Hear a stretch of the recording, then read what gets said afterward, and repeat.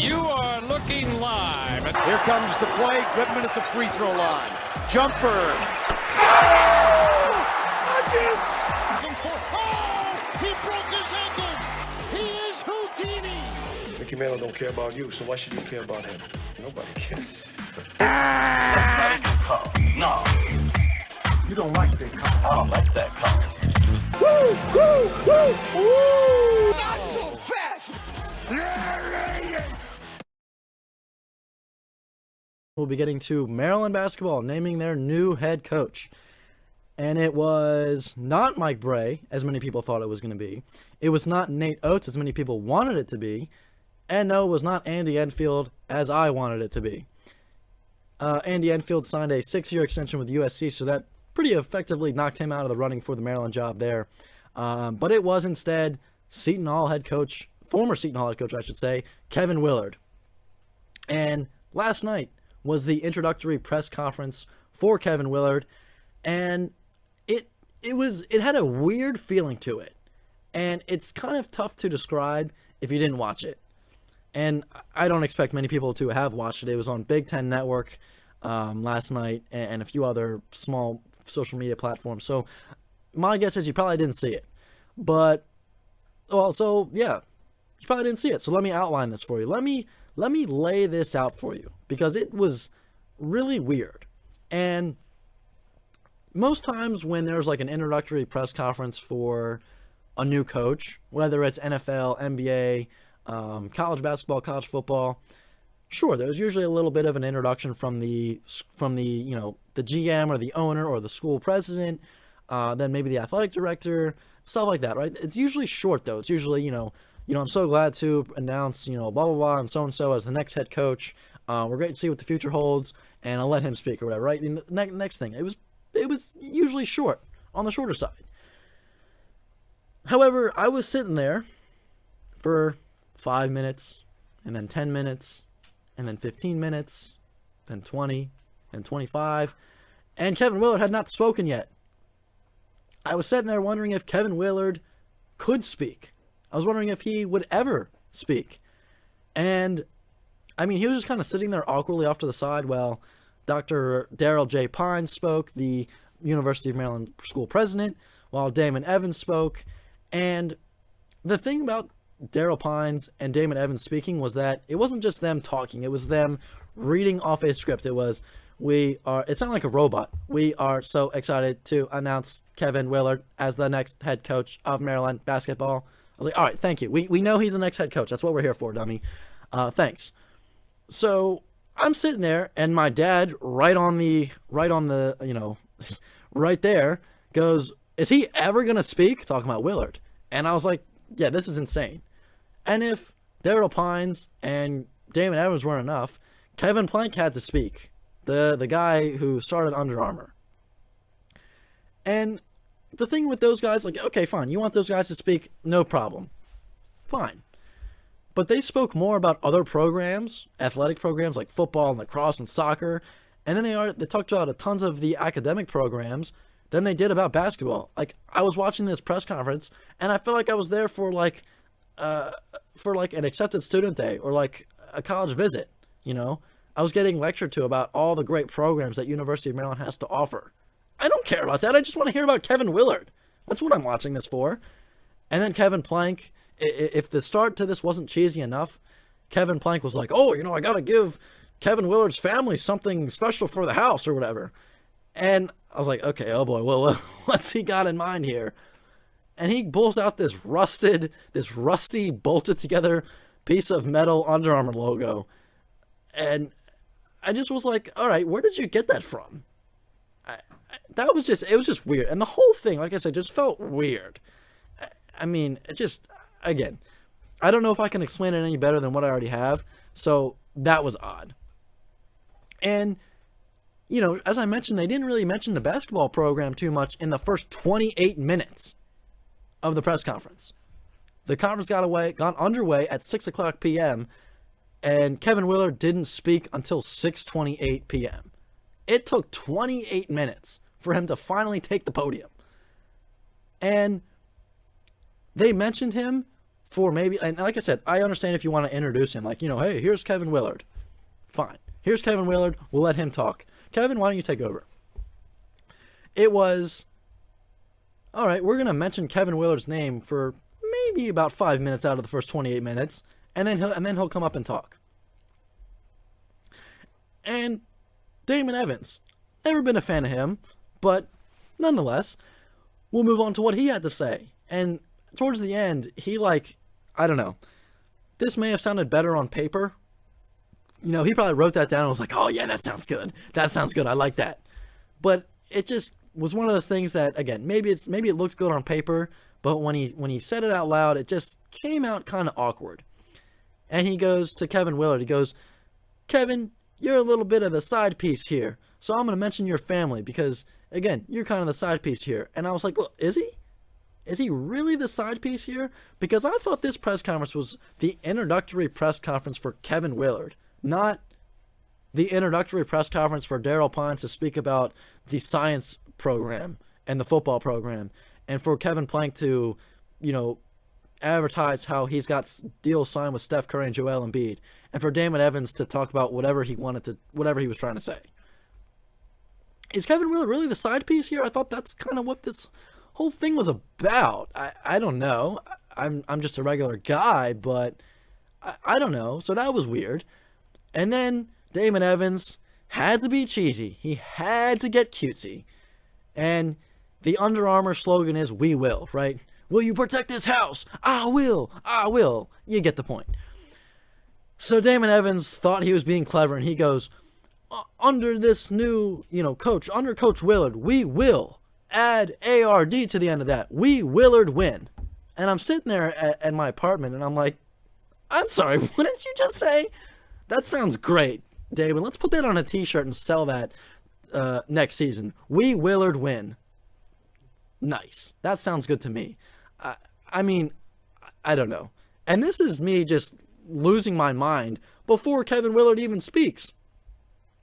And thank goodness thank goodness for not having to listen to another minute of anybody but Kevin Willard talk.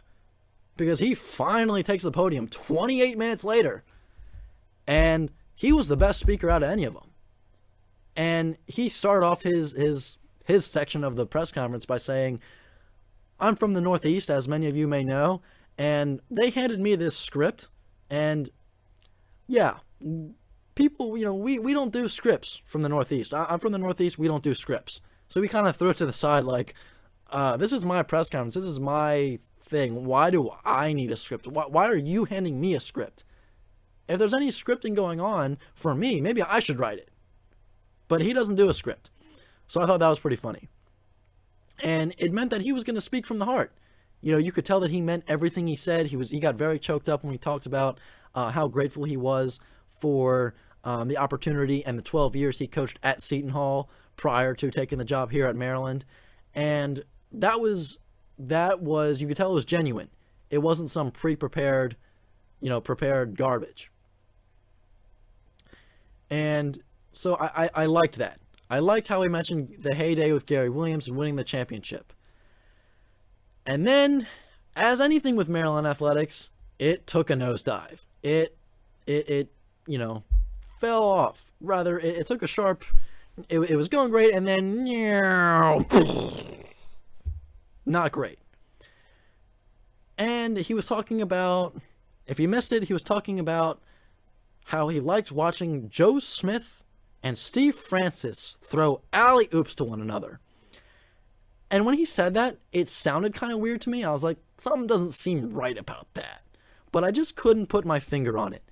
And then my dad rings in with a text, and he goes, Joe Smith and Steve Francis never played with each other. And I was like, yeah, that's it. That's what I was thinking of. Because I was thinking of Joe Smith and Steve Francis, and I was picturing it in my head, and I was like, I feel like they're in different uniforms, like they're in different, styles of uniform. And, well, yeah, they were, because they played 6 years apart.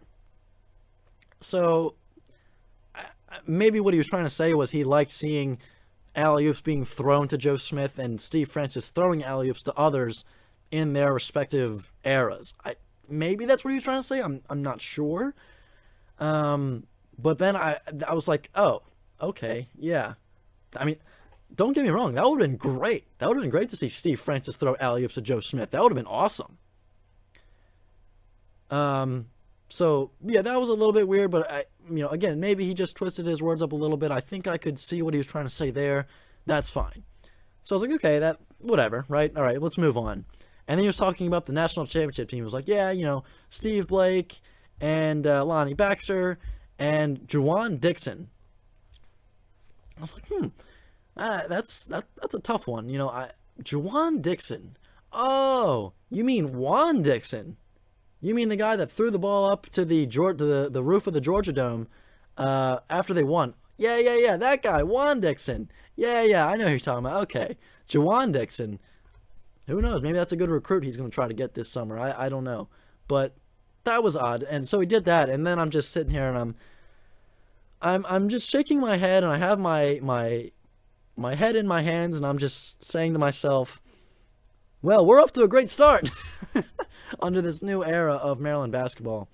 So again, maybe I'm being a little facetious here, but those were my takeaways, and the reason that I felt like it was a weird introductory presser, that was odd. I did like the way that he responded to some of the questions, though, for to those that asked questions. There was a few kind of silly and I don't want to say dumb, but yeah, they were pretty silly questions. And the one question was,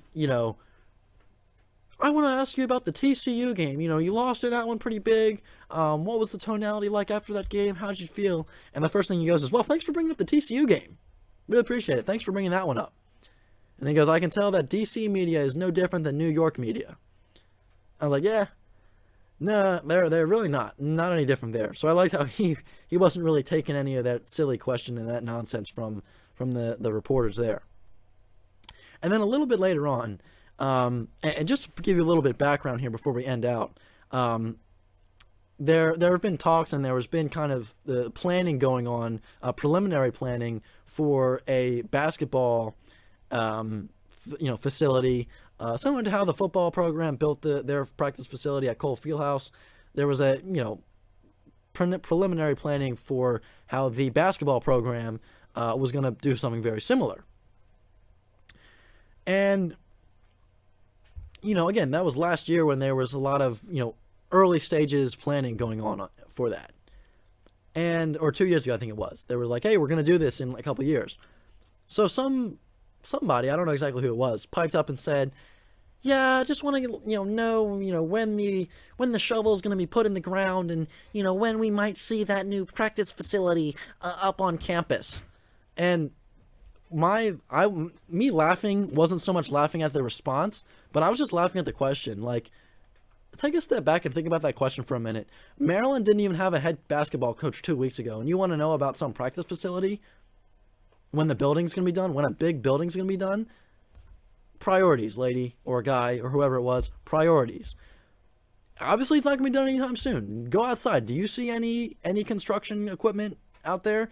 No. You know why? Because they haven't started. So, no, it's not going to be done by the end of the week. No, it's not going to be done tomorrow. It may not even be done by next year. Who knows? But that was just a dumb question. It kind of left me sitting there saying, well, again, we didn't even have a head basketball coach last week. Maybe let's not worry so much about the facilities yet. What does this have to do with Kevin Willard having success as the next Maryland basketball head coach? Who knows, right? You can sit there and try to dissect an introductory presser all you want, but you really never know until you get into the season, until you get into playing basketball. And just one thing before we end out. Under the previous administration, I will say, I will not name such because it is a very touchy subject for Maryland basketball fans. Under the previous administration, there was a lot of heat given out to that certain someone for not being able to have sustained success in March. And that's the reason for hating on such person. And again, I'm not shutting down Kevin Willard before. I'm not shutting down the Kevin Willard era before it begins, but I look at his 12 years at Seton Hall, and not once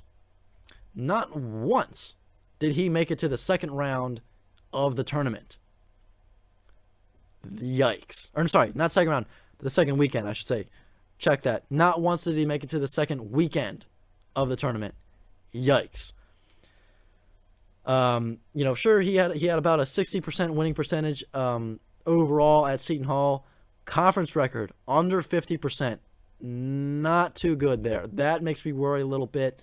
But on the other side, you do have to give Kevin Willard some credit for getting Seton Hall out of an incredible mess that he was given and making them relevant again. He put that team and that program back on the map, which, again, you have to give him a lot of credit for. Not easily done. He won the Big East in 2015-16, and that was when they won the conference tournament. And then they were the regular season champion in 2019 and 20. So, Kevin Willard definitely had some success at Seton Hall, but I don't know. Is this a home run hire by any means? No. Did Maryland hire the next Coach K or the next John Wooden or the next Roy Williams? No, they did not. But is this a hire that people should be, rioting over? Absolutely not. No way. It's not like they hired, some nobody.